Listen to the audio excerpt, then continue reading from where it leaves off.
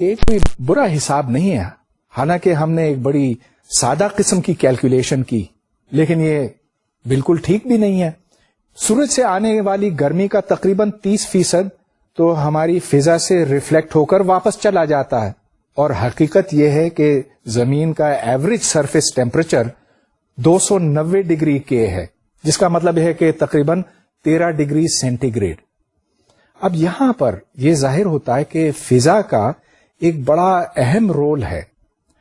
اب اس کو ہم بہتر سمجھنا چاہتے ہیں کیونکہ اس کا تعلق پھر گلوبل وارمنگ کے ساتھ بنتا ہے، جو آج ایک بہت بڑے مسئلے کے طور پر ابھر کے آیا ہے.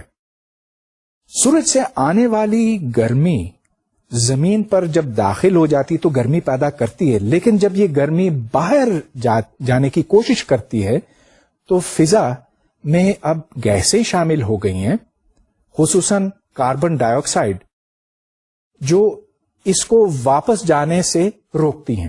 ہاں، کاربن ڈائی آکسائڈ تو ہمیشہ سے تھی، لیکن چونکہ اب گاڑیوں سے اور فیکٹریوں سے یہ دھواں اٹھتا ہے اور اس دھوئیں میں کاربن ڈائی آکسائڈ کی بہت بڑی مقدار ہوتی ہے، اس واسطے اب اس ریڈیشن کو باہر جانے میں دشواری ہوتی ہے. چنانچہ زمین کا عمومی درجہ حرارت بڑھتا چلا جا رہا ہے. اب کاربن ڈائی آکسائڈ کو ایک گرین ہاؤس وارمنگ گیس کہا جاتا ہے. اس کی وجہ کیا ہے؟ بنیادی بات یہاں پر یہ ہے کہ ہر مالیکیول کے اپنے وائبریشنز ہوتے ہیں. تو اگر آپ کاربن ڈائی آکسائڈ کو دیکھیں تو یہ کئی مختلف طرح سے ارتعاش کر سکتا ہے، وائبریٹ کر سکتا ہے. جب میں نے کوانٹم میکینکس کی بات آپ کے ساتھ کی تھی تو میں نے آپ کو بتایا تھا کہ ہر کوانٹم سسٹم میں مخصوص لیولز ہوتے ہیں. یا تو آپ کرسی پر بیٹھ سکتے ہیں یا کھڑے ہو سکتے ہیں، آپ آدھا بیٹھ نہیں سکتے. تو ایک سسٹم کو یا تو اس لیول یا اس لیول یا اس لیول میں ہونا پڑتا ہے. کاربن ڈائی آکسائڈ کا مالیکیول اس یا اس لیول میں ہو سکتا ہے. اب مسئلہ یہ ہے کہ جب زمین سے ریڈیشن اوپر جانے کی کوشش کرتی تو یہ کاربن ڈائی آکسائڈ کے مالیکیولز کو ایکسائٹ کرتی ہے، اور اس کی وجہ سے کاربن ڈائی آکسائڈ کا مالیکیول اس گرمی کو جذب کر لیتا ہے. کاربن ڈائی آکسائڈ کے علاوہ میتھین گیس، میتھین آپ کو یاد ہوگا CH4 ہے، یہ بھی ایک گرین ہاؤس وارمنگ گیس کہلاتی ہے، کیونکہ اس کی مولیکولر وائبریشنز بھی اسی رینج میں آتی ہیں. تو میں اس بات کو دہراتا ہوں کہ جو ریڈیشن زمین سے نکلتی ہیں ان کا ایک فریکوینسی اسپیکٹرم ہے. اس فریکوینسی اسپیکٹرم میں اگر مالیکیولز موجود ہوں جو اس ریڈیشن کو جذب کر سکیں تو پھر وہ ریڈیشن خلا میں لوٹتی نہیں ہے، ادھر ہی ٹھہر جاتی ہے، اور اس کے نتیجے میں زمین کا درجہ حرارت بڑھتا جاتا ہے. اب ایک اندازے کے مطابق اگلے 50 یا 100 سال میں 5 سے لے کر 10 ڈگریز سینٹی گریڈ کا اضافہ ہوگا. اگر ایسا ہوا اور اگر انسانوں نے کاربن ڈائی آکسائڈ کی مقدار کے اوپر قابو نہیں پایا تو پھر زمین کے لیے بہت خطرناک ثابت ہوگا، کیونکہ جہاں شمالی اور جنوبی قطب پر برف کے تودے ہیں وہ پگھلتے چلے جائیں گے. جب وہ گلیشیئر پگھلیں گے تو اس سے سمندر کی سطح اوپر اٹھتی چلی جائے گی. اور اگر ہمیں اپنے اس سیارے کو بچانا ہے تو کاربن ڈائی آکسائڈ پر خاص طور پر اور میتھین پر بھی قابو پانا ہوگا. اب میں ایک اور موضوع کی طرف آتا ہوں. کیا سورج ہمیشہ تک رہے گا یا یہ بھی کسی دن ختم ہو جائے گا؟ چلیے، ایک طرح سے تو میں نے آپ کو جواب دے ہی دیا ہے کہ چونکہ یہ ہائیڈروجن کنزیوم کرتا ہے، خرچ کرتا ہے، اس واسطے بالآخر اس کا ایندھن تو ختم ہو جائے گا. اور جب یہ ایندھن ختم ہو جائے گا تو ظاہر ہے کہ اس میں فیوژن ری ایکشنز ختم ہو جائیں گے. اب میں نے آپ کو کچھ وقت پہلے یہ بتایا تھا کہ ہائیڈروجن فیوژن کے لیے ہمیں تقریباً 8 ملین ڈگریز کے کی ضرورت ہے، اور 8 ملین ڈگریز کے صرف سورج کے کور میں پایا جاتا ہے. آج سے تقریباً 5 ارب سال بعد ہائیڈروجن تقریباً ختم ہو چکی ہوگی. اس کی بہت ہی معمولی مقدار رہے گی کیونکہ اس کا بیشتر حصہ ہیلیم میں تبدیل ہو چکا ہے. اس کے نتیجے میں کور بجائے سورج کے مرکز میں ہونے کے اب یہ باہر کی طرف آ گیا. جو فیوژن ری ایکشن ہے وہ صرف کور ہی میں ہوتا ہے جہاں درجہ حرارت 8 ملین ڈگریز کے لگ بھگ ہو. سورج کا بڑا حصہ اب ہیلیم بن چکا ہے اور اب جو بالائی حصہ ہے وہیں پر تھوڑی بہت ری ایکشنز، فیوژن ری ایکشنز ہوتی ہیں. کچھ وقت کے بعد یہ بھی ختم ہو جائے گا. اب اس کے نتیجے میں جو درجہ حرارت میں کمی آئے گی اس سے سورج کی ساخت بالکل ہی بدل جائے گی. یہ دیکھیں کہ جیسا کہ میں نے آپ کو پہلے بتایا تھا، سورج کے اندر 2 بیسک فورسز ہیں. ایک فورس وہ جو اس کو سکیڑنے کی کوشش کرتی ہے، کشش ثقل.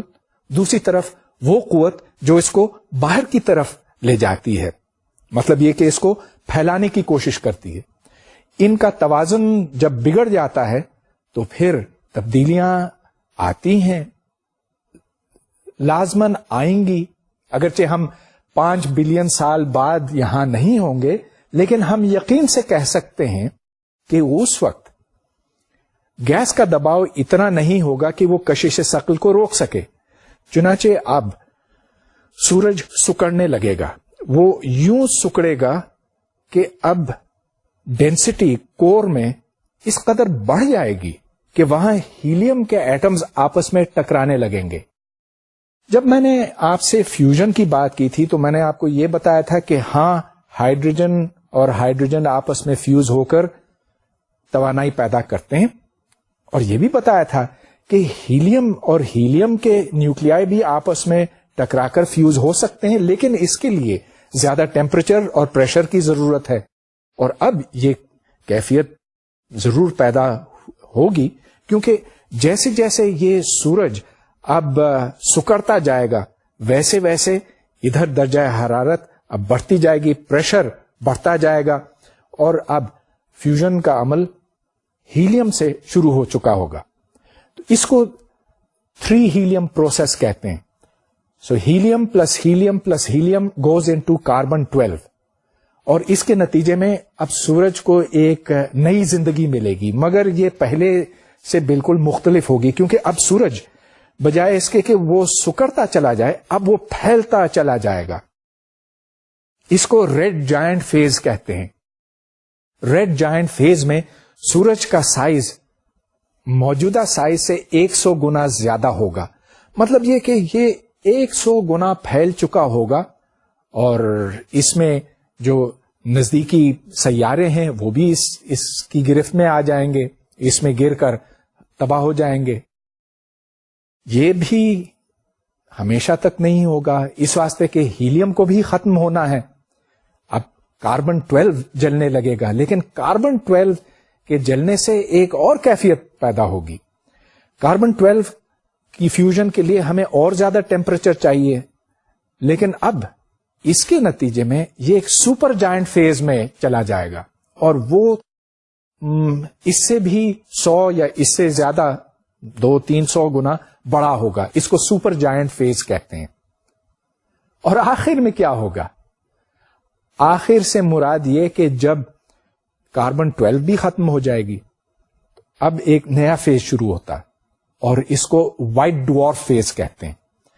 اب چونکہ اب یہ اس کی نیوکلیئر فزکس بڑی کمپلیکیٹڈ ہے، لیکن اب چونکہ پریشر اتنا نہیں ہے کہ وہ کشش ثقل کو روک سکے، تو اب یہ سورج سکڑتا چلا جائے گا، سکڑتا چلا جائے گا، اور صرف جب یہ زمین کے قطر کے برابر ہوگا تب یہ رکے گا، اور اس وقت اس کو وائٹ ڈوارف کہیں گے. اور اس وقت اس کی کثافت اتنی زیادہ ہوگی کہ اگر آپ اس میں سے ایک اتنا سا گیند برابر کا مادہ نکالیں تو اس کا وزن تقریباً زمین کے برابر ہوگا.